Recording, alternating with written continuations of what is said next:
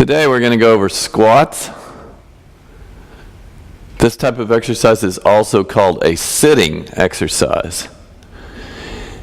It requires that you learn how to control the hips to tilt the pelvis. I'm doing that right now.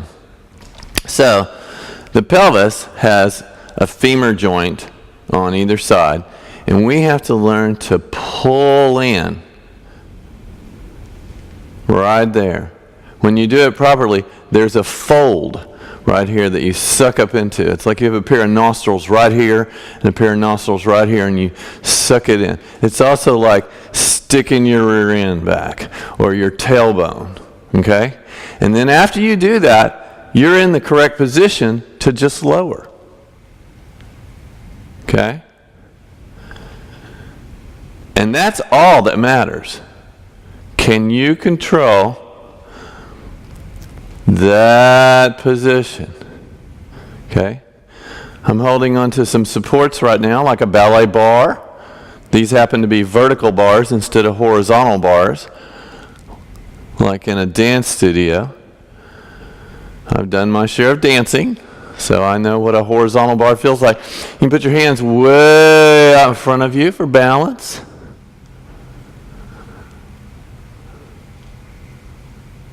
Practice, practice, practice, practice. So you can see that Jennifer went to the same school. Try to watch what her pelvis is doing. You have to imagine your pelvis. It's a skeletal piece. It's fairly complex in that it's a bunch of bone pieces glued together, but there's musculature throughout the entire pelvic area. We also call the pelvic area the hips. You have got to learn fine motor control of the hips. The hips are the genesis of all human movement. Suck into that fold and sit. The sitting is kind of like opening up a folding chair. You know, it's flat and stacked against the wall. And then when you want to use the folding chair, it naturally opens up into that sitting position. That is very, very good, Jennifer. Okay. We also have to do a single hip exercise. So we worked both hips together in the sitting exercise or the squat. Now we have to do a single hip exercise. Okay? It exercises the musculature better. So anytime we can do that, we have to do that. That applies to other types of exercises and muscle areas as well. We'll talk about that later. So, you can also call this a backward lunge if you want to, but it's a single hip exercise. So I'm going to demo my left hip. Hold on to anything you want to hold on to. I have a nice power rack. So that squatting action is just this hip. Boom. And you learn to feel that you control your sitting body with one hip. Now that back leg, you can do anything you want to with it. It's just to help you. It's kind of like holding on to something. It's like the ballet bar. Okay? In the end, you know, if you can do it,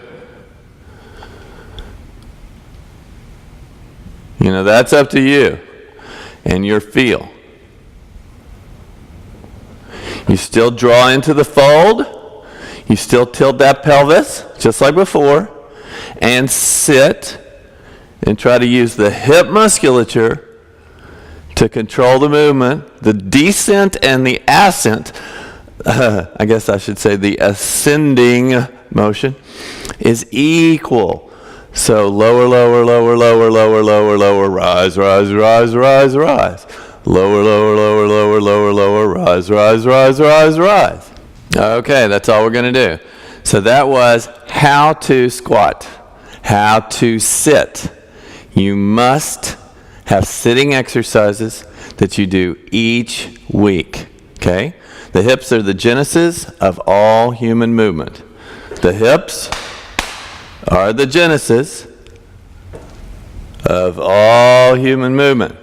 If you want to change your location,